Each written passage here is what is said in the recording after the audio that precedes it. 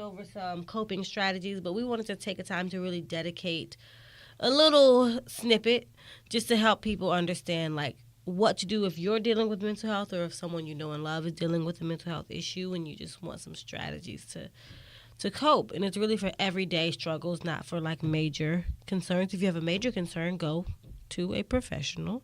Do not listen to this podcast to help you with your major concerns. What if you just inadvertently, without knowing it, recorded the...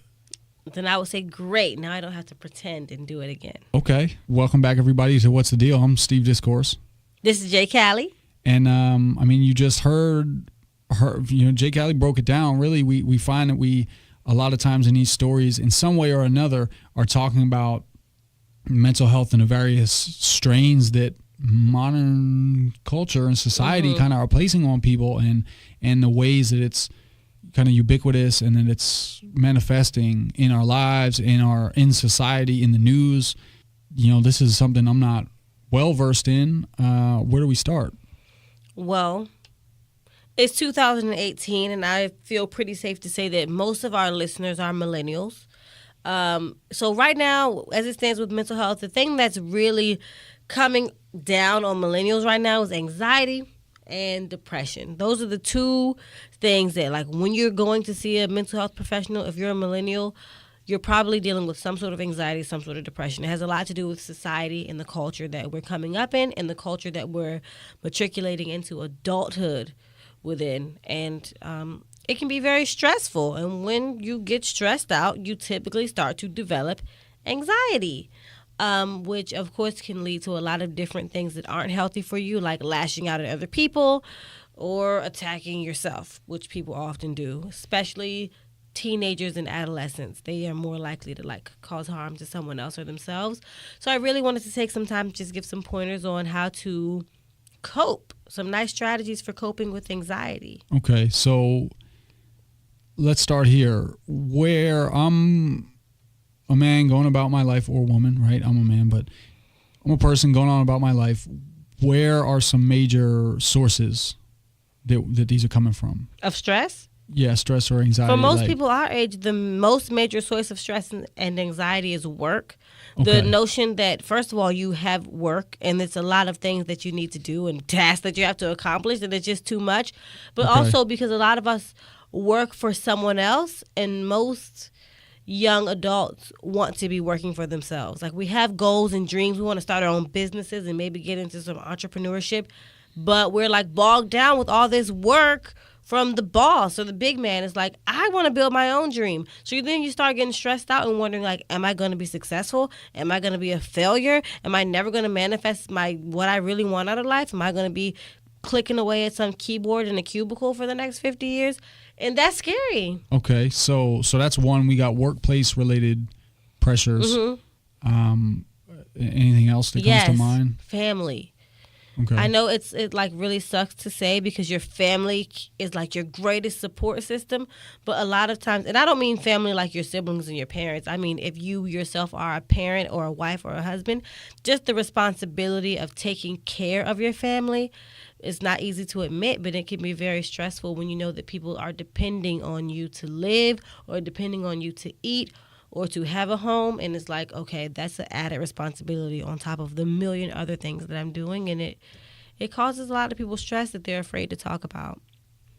Another one I would say, school. I don't know if that goes in with work, but just school is an added workload. You have literal papers to write and books to read, and all of us are chasing degrees. That's what we're doing. That's our thing.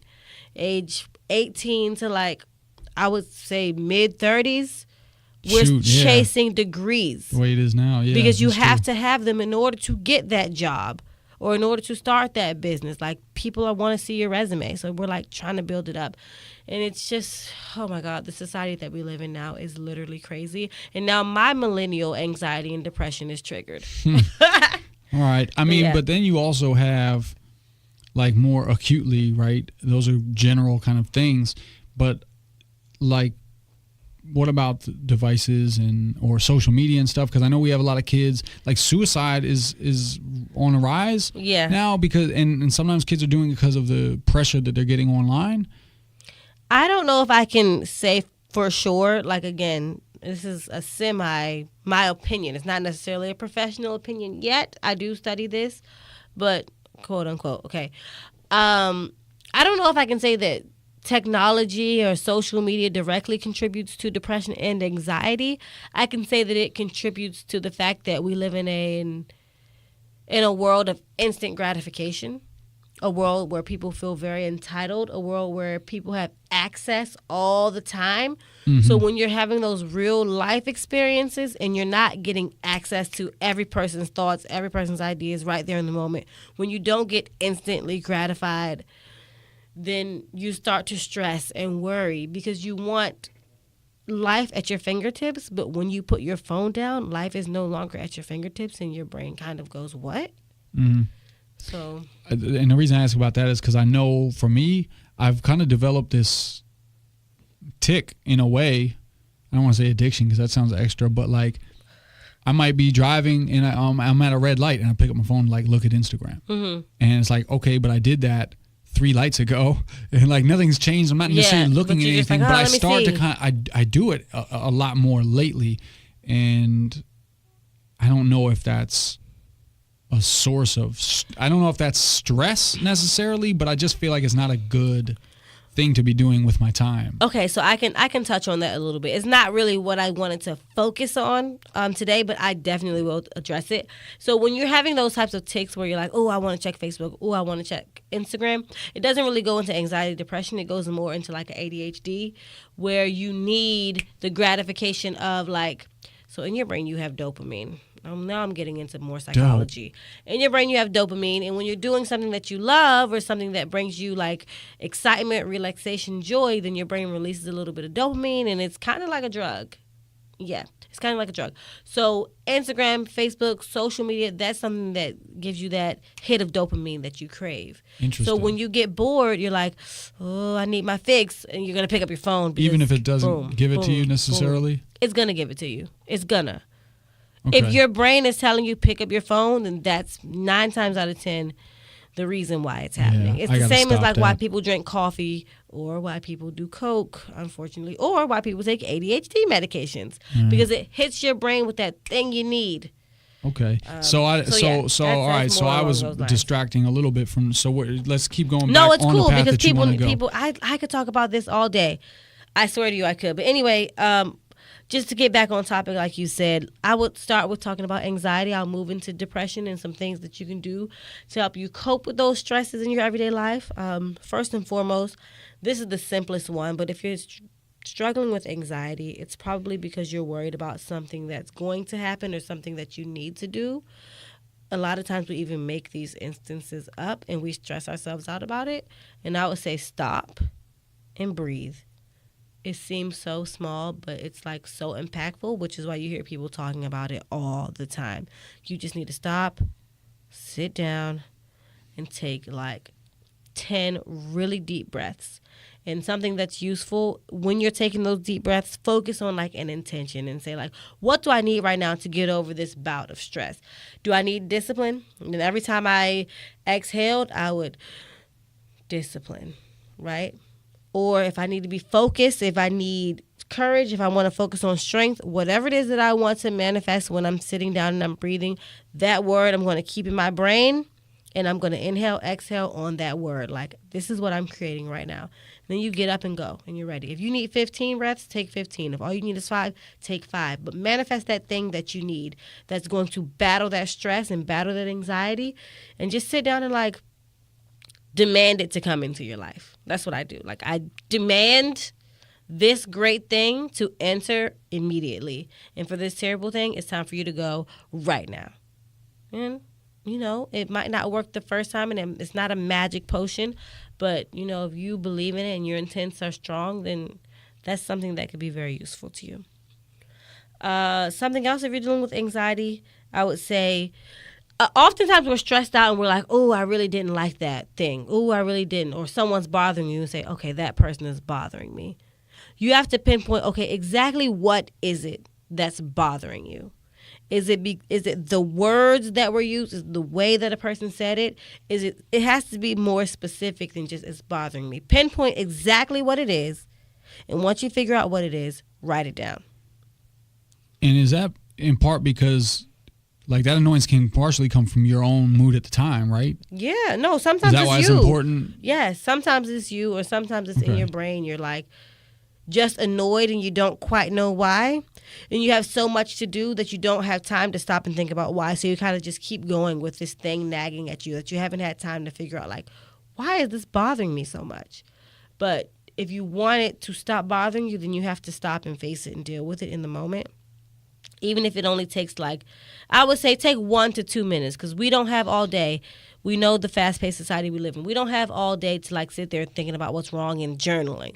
Take 1 to 2 minutes to say, okay, what exactly is it that's bothering me? What about this situation specifically is causing me stress? Stop, write it down. And then I split my paper into 4, and I say, okay, what about this is going right? On the other side of that, what is going wrong? Why is it affecting me so much? Underneath it, I would say, what can I do to change it right now? And all of those things that you can do, do them. And then I would say, what can't I do? What don't I have any control over? You have to release it and let it go. It's nothing I can do about these things. This part of it is out of my control. It's going to be what it's going to be. Let it go. Stop stressing over it. Your stress isn't going to change it. The only thing that you should be focusing on is what you can do, and then do those things. And then the rest, breathe on it. Go back to the first strategy. Breathe it out. You can't do nothing about it. This might be helpful for my road rage issues. What? Yeah, you need to keep a journal in your glove compartment and say, okay, this guy just cut me off. What can I do? I'll tell you what I can do about it. Run him off the road. Just That's like going to cause you more ditch. stress when you're in jail, Steve. All right. It's not a good idea. Sorry for the outburst. Your apology has been accepted. And I'm going to give one more strategy on anxiety before I move on to depression. I would say talk about it. Like, journaling about it, writing about it, those 4 quadrants that I just brought up, it's a really good strategy, but it's really good to have a friend that you can depend on, that you can talk about what's stressing you, and you know that they're going to give you some solid advice. Of course, I'm going to recommend get a therapist, get a counselor that you trust, shop around. Like, don't go to one therapist and then, oh, I don't like that person, so therapy isn't for me. Shop around, find a counselor that you can relate to on a really solid level, and then trust them. How do you afford that? A lot of insurance pays for counseling. People don't know this, but you need to check with your job, check what type of insurance you have, and see how much they're willing to put down for you to have weekly or monthly or however often therapy. Also, therapists charge at different rates, so find someone that has the lowest rates. If you can't afford to face-to-face with a therapist, even though that's what I recommend, there's a website called Talkspace. It's online. There's an app for it, I believe. You download it, and you basically you can talk to the counselors online, and it's really cheap. They FaceTime, they message you back instantly if you're typing. Sometimes it can take them a day because they have a lot of clients because it's online, but Okay. they get back and forth, and they're licensed professional counselors. So that's on Talkspace. So it's lots of different ways to get this type of support. And again, if you can't afford it, please utilize your best friend. Make sure that they're okay with it. You don't want to go dumping your problems on somebody else all the time, but utilize your best friend. I mean, as long as you're talking it out. You can record yourself talking like I do sometimes in the morning when I'm mad on my way to work. Record yourself talking just to let it go and then move on. But talk it out. That's the big one. Talk about it. Okay. Yeah. And then moving on, again, we have anxiety, but we have depression. So some coping strategies that I would say when you're dealing with everyday issues of just humdrum or melancholy, sadness. It's not always considered depression, but I'm kind of generalizing here. If you're just down, sometimes I would say make sure, again, that you have a strong support system. Lean on your friends. Don't be afraid to call somebody up and then, hey, you want to go to brunch? Hey, I need to talk. Come over. Let's sit on my couch and chit chat, watch a Harry Potter marathon, grab some popcorn, and let's, that's what I like to do. Let's talk about it. Have someone there that can hold you accountable to get up out of that funk, get up out of your house, get up off your couch, and go and make something Is that happen. important? Is that why? Like, is getting up and out important? Yeah, if you're struggling with depression, getting up and out is a really big... You can't wait it out? No. You can't do nothing. Like, you definitely can't just sit there and wait for depression to go away. That's an easy way to let depression overtake you, because then you'll start being like, look at me, I'm worthless, I'm not doing anything but laying around, I can't even get off the couch. And it just feeds into that negative talk and that self-doubt. You'll feel good when you get up and you get active and you accomplish something. Then you feel worthy again. You feel important again. So please don't just sit around and do nothing about it, because it's not going to go away on its own. You have to be strong. You have to fight back. Another thing, if you're battling with depression, I would say make sure that you're speaking positive talk. So I just talked about negative talk. If you're experiencing negative talk, then you have to combat it with like daily affirmations. Look yourself in the eye, in the mirror, and talk about what makes you bomb. Like, you have to remember why you're dope, why people love you, why you love yourself. Like, affirm yourself. Challenge the negative thoughts in the moment, okay? And like, remember to love yourself. I mean, that to me seems relevant, because the way like social media is set up and the way we spend our free time connected with people, but they always kind of say be wary that this is what people are choosing to show and stuff. So we have a tendency to be comparing.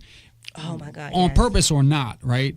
Because I'd like to sit and think I'm not actually comparing myself to this person, but the fact of the matter is, if they have these types of posts and views and this is what it looks like is going on with them, subconsciously we probably are comparing more than we realize, right? And we're comparing to something that's not real. It's an enigma or a phantom. Like, these things are on the computer, they're on your devices. You cannot look at somebody's social media fame and say, oh, they're so pretty, they're so smart, they do everything, they're so cool, their children are so cute, and their world is perfect. No, I'm showing you what I love about me. You have to remember what you love about you. No one's putting their woes on Front Street. Okay? Remember you. Focus on you. Don't focus on anybody else. Focus on you. And listen, this is 2018. That friend who you're kind of jealous of, envious of, might be a Russian bot. Bye. Get out of here. Get away. Problem solved. But no, Your that best was- friend that from was grade actually, school is a Russian bot. Not the Russian bot part, but the social media part was a really good segue, because the last thing that I'm going to say, if you're struggling with depression, go out and see people face to face. Do not only talk to your friends and family on Snapchat or text message or even FaceTime. Go and physically be in the presence of other human beings that love you. And I mean, I guess that's really it. Go and be in their presence. Do something that you love together. Whatever your hobby is, do it with a person who you love and who you know is going to support you no matter what. All of these things can seem so small, but when you're struggling, especially when you combine them, they can make a world of a difference. Everything that I've gotten from you and I'm hearing is like, we're in a world where so many of our connections are at much more of a superficial and shallow level socially than, like, we're not necessarily spending more social time than we used to, but we used to literally have that hour with a person with all the moments of no speaking or riding in the car or walking down the street or playing cards and thinking to yourself while you're together. But now a lot of that interaction is a little bit more on a superficial level and so much more frequent, like on Facebook. Right. We scroll and we have like 1,000 social interactions, quote unquote, in that hour by looking through, but we don't have all the downtime and like the 3 dimensions of it. Yeah. And as a result, I mean, I think that adds tension and stress to it a little bit more, because we don't have just the real life aspect of it, right? Of somebody tying their shoe while we're hanging out, right? Like, all you get is the picture of it on Facebook of the hangout, minus all the time walking over to that stairs for your friend to get that picture or whatever it may be. So those actual 3D moments are a little bit less frequent. And so I think, all that stuff is important to be mindful and take pause and to breathe or to do the affirmations and stuff. That all makes sense to me. And these are things that I don't employ regularly for those at home. Like, but I need to. I don't know. I need to get my life together. We all do. We could all use it. Even if you're not battling with anxiety or depression, these are things that any and everybody should do just to leave like a healthy, positive social young, or it doesn't matter your age, just to lead a great lifestyle. I think that's a perfect place to leave it. So until we come back next time, I'm Steve Discourse. This is JayCalli. That's the deal.